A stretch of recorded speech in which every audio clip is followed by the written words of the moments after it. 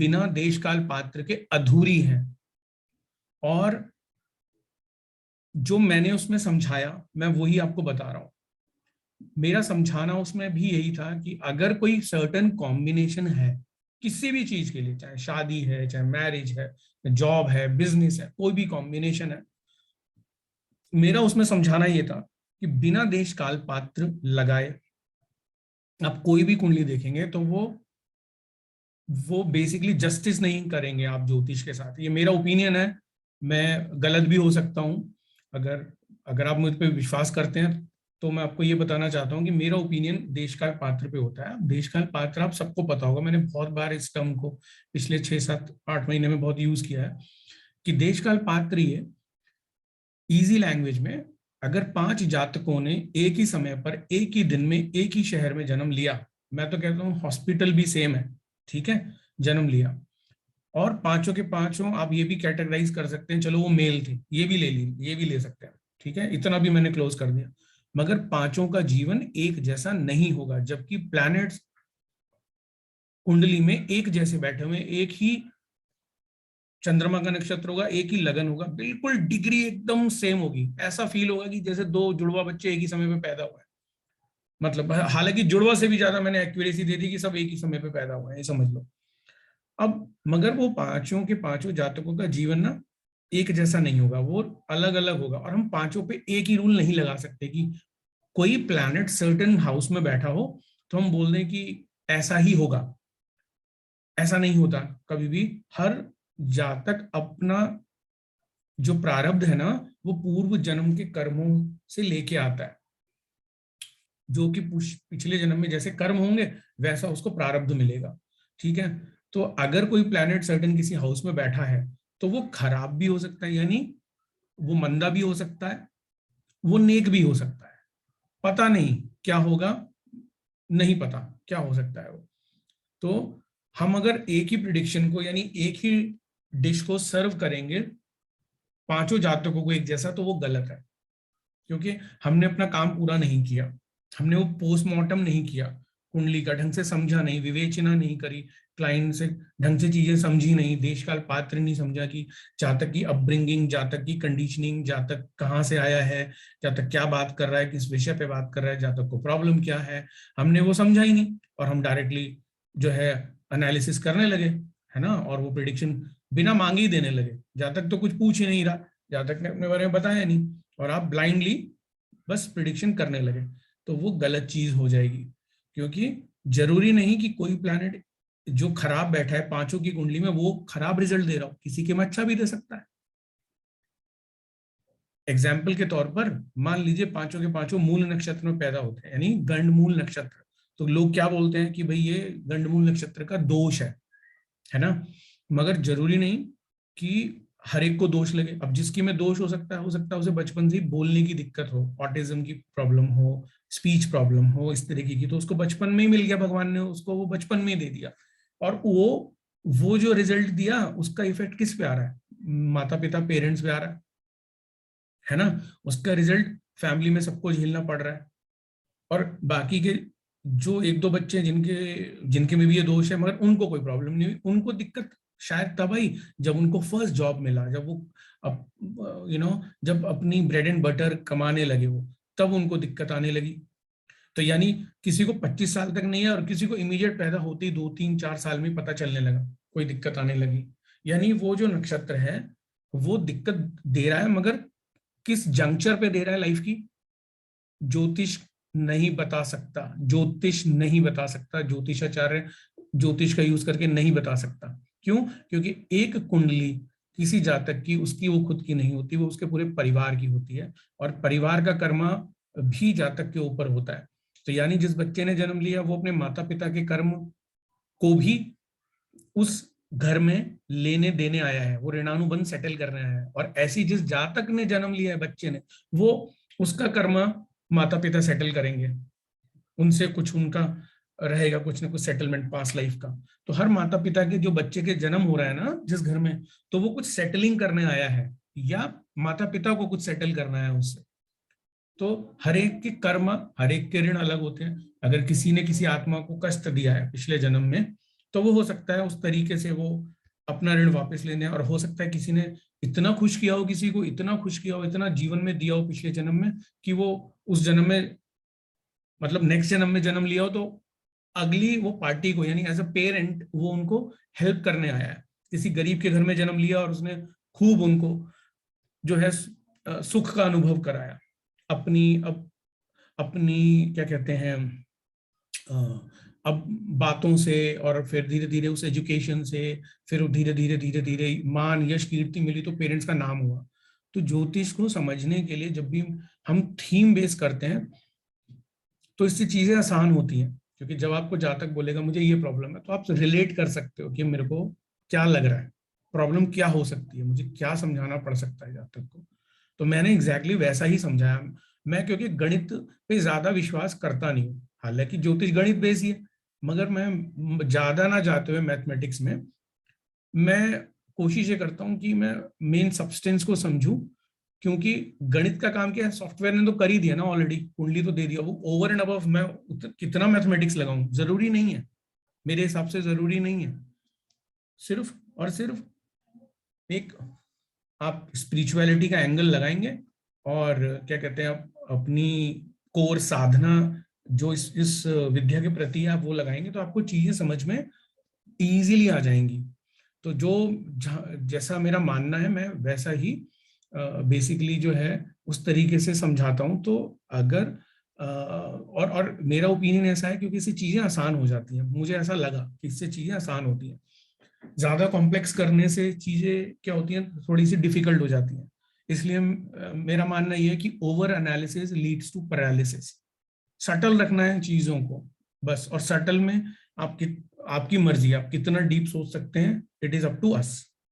वो हमारी मर्जी, हम कितना डीप सोचें, कैसे समझाना है, कैसे बात करनी है, क्या दिक्कत दिख रही है, तो ऐसे हमें बात करनी होती है, और ऐसे हमको चीजों को समझना होता है।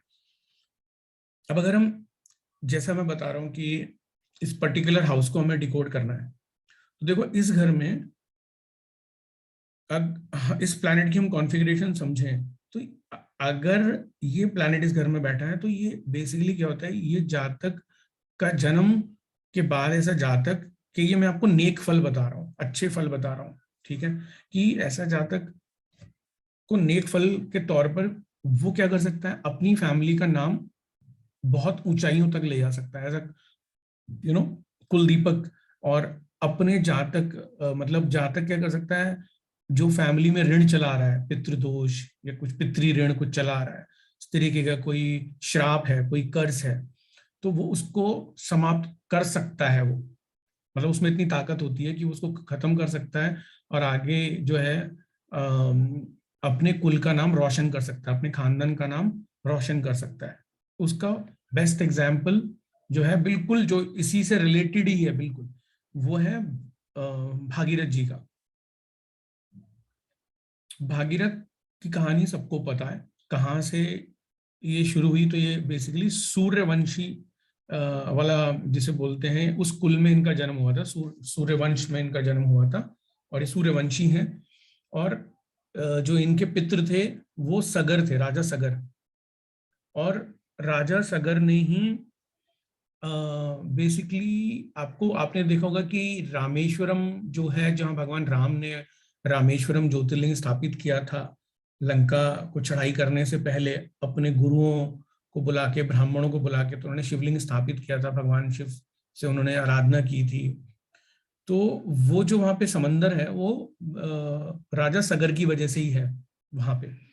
तो राजा सगर के 60,000 पुत्र थे, और 60,000 पुत्रों के पास एज सच, जिसे बोलते हैं ना, कोई जीवन में कोई मतलब लक्ष्यहीन थे वो। तो उनको ये बताया गया, नारद जी ने बताया उनके पिताजी को, सगर को, कि आप ऐसे एक काम करो, आप एक अश्वमेध यज्ञ करो। अश्वमेध यज्ञ होगा, ये सब लोग बिजी होंगे, अश्वमेध यज्ञ का घोड़ा आप रिलीज करना, फिर ऐसे ऐसे जो भी अश्वमेध यज्ञ के रिचुअल्स होते हैं वो आप करना। उन्होंने उनके कहने से किया, अश्वमेध यज्ञ किया। फिर ऐसे जो यज्ञ का जो घोड़ा था, तो बेसिकली क्या था, इंद्र चिढ़ता था, तो थोड़ी सी उसको एक एनवी या जेलिसी थी राजा सगर से। तो उसने वो क्या किया, चुपके से वो घोड़ा लेके, वो चुरा के ना वो उसने कपिल मुनि के आश्रम में बांध दिया वो, क्योंकि वो चिढ़ता था। तो वो बांध दिया। अब राजा सगर ने जब ढूंढवाई मचाई तो मिले नहीं कहीं, वो जो घोड़ा था कहीं मिला नहीं।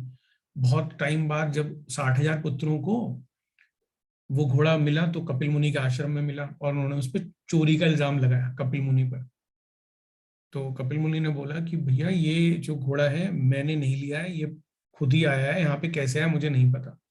और वो कपिल मुनि की जब बात नहीं मानते, सब उनके ऊपर इस तरीके के आरोप प्रत्यारोप लगाते हैं, वो 60,000 पुत्र। तो ऋषि जो होते हैं बहुत कुपित हो जाते हैं और वो सबको भस्म कर देते हैं और श्राप देके सबको भस्म कर देते हैं। तो वहीं पे मतलब जो है उनकी एशेस उनके कुटिया के बाहर ही दिखाई देने लगती है 60,000 पुत्रों की। तो ऐसे ऐसे सब खत्म हो जाते हैं। तो अब उस कुल का क्या था कि उस कुल की बेसिकली क्या थी कि जैसे आगे वंश वृद्धि में प्रॉब्लम होना और आगे इस तरीके का होना, पितरों का वो करना, तो वहां पे समय बीतता गया तो हुआ क्या कि उस कुल में भगीरथ जो थे उन्होंने जन्म लिया। तो भगीरथ से पहले और भी मतलब वंश आए। तो जब जब भगीरथ आए तो भगीरथ वहां से गुजर रहे थे एक बार अपने घोड़े को लेके। तो वहां पे उनके पितरों की आवाज आने लगी कि हमें मुक्त करो, हमें मुक्त करो, हमें मुक्त करो। उनको समझ में नहीं आया ये आवाज कहाँ से आ रही है, ये क्या सीन है। तो वो वहां पे कुटिया के बाहर खड़े हो गए। तो तभी नारद मुनि भी है। नारद मुनि का आने का वहां पे ऑब्वियसली कारण भी था, क्योंकि नारद मुनि ने बताया था सगर को कि वो करो, और उनको ये पता भी था कि राजा सगर ऐसा करेंगे तो श्राप भी मिलेगा। तो ये राजा मतलब नारद मुनि जी का प्लान था एक ऐसा करवाने का, क्योंकि वो सृष्टि में एक ऐसी योजना का पार्ट होना चाहते थे जिससे माँ गंगा अवतरित हो धरती पे। तो वो ऐसा कुछ योजना में शामिल थे वो। मतलब जो त्रिदेव हैं उनकी योजना में इस तरीके से शामिल थे, और वो चाहते क्या थे कि जब माँ गंगा आएंगी तो उनकी माँ खुद सरस्वती को निजात मिल जाए पृथ्वी लोक से, और वो वहां चली जाए, ब्रह्मलोक चली जाए। तो इस चक्कर में उन्होंने किया था अपनी माँ को जो है धरती लोक से वापस वहां पहुंचाने के लिए, क्योंकि वो एक श्राप था। मैंने आपको पहली क्लास में बताया बट रिपीट कर दूंगा फिर आगे। तो और है भी शायद आगे भी है वो। तो अब क्या होता है कि राजा जो भगीरथ होते हैं उनको सब पता चलता है ऐसे ऐसे हुआ था।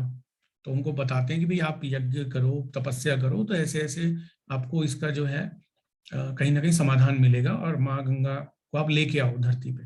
तो ऐसे फिर वो तपस्या करते हैं, माँ गंगा को प्रसन्न करते हैं, लेके आते हैं धरती पे। और वो कैसे फिर आपको पता ही है आगे कि वो भगवान शिव अपनी जटाओं में उनको रोकते हैं ताकि ज्यादा वेग से धरती पे आके वो इस तरीके से प्रभावित ना हो कि मतलब जो है पूरी पृथ्वी जलमग्न हो जाए। ठीक है। तो वो लेके आते हैं और इस तरीके से अपने पितरों का उद्धार करते हैं। तो अगर अगर कोई कहता है कि पितृदोष नहीं होता है या पितृ श्राप नहीं होता है या पितृ ऋण नहीं होता है, तो सनातन धर्म में ऐसा नहीं है। सनातन धर्म इस बात को मानता है कि पितरों की आत्माएं, पितरों का तर्पण, ये सब होता है, इन सब की वैल्यू है ना। तो क्योंकि जो भूत पिशाच भी जो बनते हैं जिनका पूरी तरीके से निवृत्ति नहीं हो पाती है ना, भूल एक में भटकते रहते हैं, तो उसका कारण भी यही है, वन ऑफ द रीजंस है। तो बेसिकली अगर ये कॉम्बिनेशन है तो वो जातक और वाकई में अपने फैमिली के लिए वो भागीरथ हो सकता है। अगर नहीं भी है तो as a teacher, as a guru, आप इसके मार्गदर्शक मेंटर बन के किसी को बता सकते हैं कि भाई आपका जन्म आपके कुल की भलाई के लिए हुआ है। आपके इतने शब्द ही किसी के जीवन में चमत्कार पैदा कर सकते हैं। तो आप बताएं तो किसी का जीवन भी चेंज हो जाएगा कि भाई आपका जो जन्म है वो इसलिए हुआ है, और आपका जो गंतव्य है और जिस आप मोटिव को लेके आए हैं वो ये है। तो आप अपना लक्ष्य ढूंढें, क्योंकि आपका कर्तव्य आपके पूर्वजों के लिए है। लोग पूछते हैं सर मेरा बताइए क्या है, तो मैं आपको वो कॉम्बिनेशन बता रहा हूँ। इस कॉम्बिनेशन में ऐसा जातक एक फैमिली के लिए कुलदीपक का काम करता है, और पितरों मतलब कितनी आत्माएं ऐसी होती हैं उनकी शांति के लिए भी वो काम करता है। और ऐसा जातक अपने कुल नहीं, मतलब अगर कोई शत्रु भी है, ठीक है, कोई आस पड़ोस में भी कोई ऐसी आत्मा है तो उनकी शांति की भी वो कामना करता है ऐसा जातक। तो ये इसकी थीम है। अगर थीम समझ में आ जाती है तो मैं थीम पे ज्यादा एम्फोसिस इसलिए करता हूँ, क्योंकि अगर थीम समझ में आ गया तो फिर कोई दिक्कत नहीं है। कमेंट्री में मैं कभी भी रटवाता नहीं हूँ आपको। जितनी डिफिकल्ट हम कमेंट्री रखेंगे उतना हम अपने बेसिकली जो एसेंस है ना उसको लूज कर देंगे। ठीक है, तो अब इसकी हम